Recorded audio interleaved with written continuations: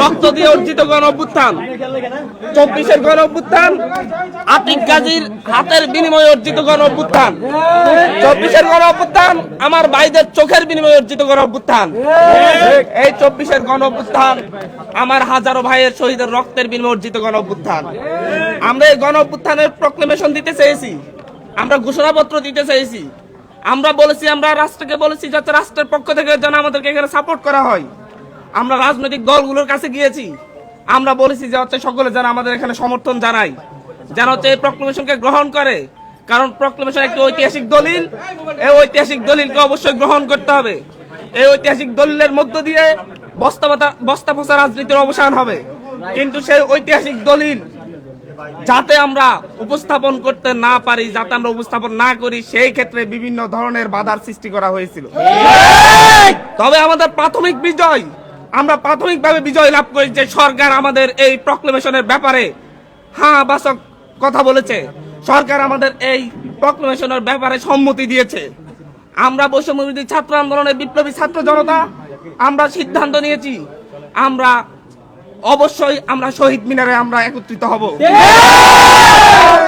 আমরা আমাদের পূর্ববর্তী যে কর্মসূচি আমরা দিয়েছি, আমরা শহীদ মিনারে আমরা বিপ্লবীরা সেখানে একত্রিত হব।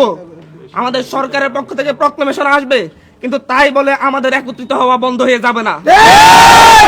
আমাদের সেখানে আগামীকালকে আহত থেকে শুরু করে আহতদের থেকে শুরু করে শহীদ পরিবার এবং সারা ঢাকা শহরের মা বোনেরা যেভাবে 5ই আগস্ট রাজপথে নেমে এসেছিল, প্রতিটি বাড়ি ঘর থেকে যেভাবে রাজপথে নেমে এসেছিল, তারা প্রক্লেমেশনের পক্ষে আমাদের পক্ষে অবস্থান নিবে। রাজপথে আমাদের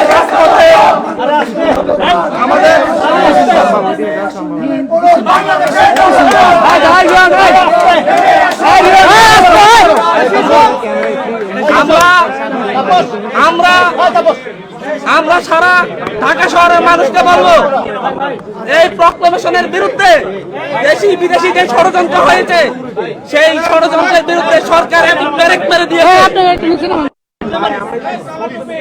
আমরা এই দেশের মানুষের উদ্দেশ্যে বলবো, আমাদের প্রক্লেমেশন যাতে আমরা করতে না পারি, সেই ক্ষেত্রে দেশি বিদেশি ষড়যন্ত্র হয়েছে, সেই ষড়যন্ত্রে ব্রেক মেরে দিয়েছে আমাদের অন্তর্বর্তীকালীন সরকার। আমাদের প্রক্লেমেশনকে গ্রহণ করেছে, তারা বলেছে সরকারের জায়গা থেকে তারা প্রক্লেমেশন দিবে, কিন্তু আমরা আগামীকালকে সারা দেশের মানুষকে রাজপথে নেমে এসে আমরা এই প্রক্লেমেশনের পক্ষে শক্তি প্রদর্শন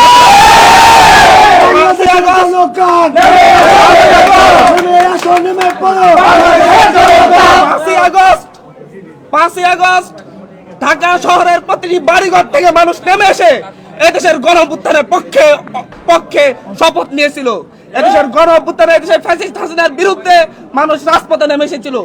আগামীকালকে সেই জায়গা থেকে, সেই গণ অভ্যুত্থানের অংশীদারিত্বের জায়গা থেকে যারা আমাদের ঢাকা শহরের যত মানুষ সেই 5ই আগস্ট রাজপথে নেমে এসে শেখ হাসিনার বিরুদ্ধে স্লোগান ধরেছিল, শেখ হাসিনাকে না বলেছিল, আগামীকালকে ঢাকা শহরের প্রতিটি মানুষ আমার শহীদ ভাইদের রক্ত অর্জিত গণ অভ্যুত্থানের প্রক্লেমেশনের পক্ষে রাস্তায় নেমে এসে আমরা আগামীকালকে ঢাকা শহরে 5ই আগস্টের মতো একটা গণজোয়ার দেখতে পাবো। এখান থেকে আমরা অন্তর্বর্তীকালীন সরকার যে প্রক্লেমেশনের পক্ষে যে অবস্থান নিয়েছে, সেই অবস্থানকে সমর্থন জানাবো। আমরা দেশের মানুষ সমর্থন জানাবে, যাতে ভবিষ্যতে আর কেউ ষড়যন্ত্র করে এই প্রক্লেমেশনের পথ রুদ্ধ করে দিতে না পারে। আমাদের 71-এর প্রক্লেমেশন আছে, 24-এর প্রক্লেমেশন হবে, এটা গভর্নমেন্টের জায়গা থেকে হবে, কিন্তু সেটার জন্য আমাদের সমর্থন এই দেশের মানুষ আগামীকালকে সমর্থন জানিয়ে দিবে। আমরা এখন এখান থেকে প্রক্লেমেশনের পক্ষে একটি মিছিল করব, রাস্তায় মিছিল করে আমরা আহ্বান করব। আমরা সেটা আপনাদেরকে বলছি, আমরা প্রক্লেমেশনের পক্ষে আগামীকালকে এই দেশের মানুষ অবস্থান নিবে, এবং এই প্রক্লেমেশনটা কিভাবে হবে সেটা আমরা কালকে সেখানে বলে দিব। ঠিক আছে?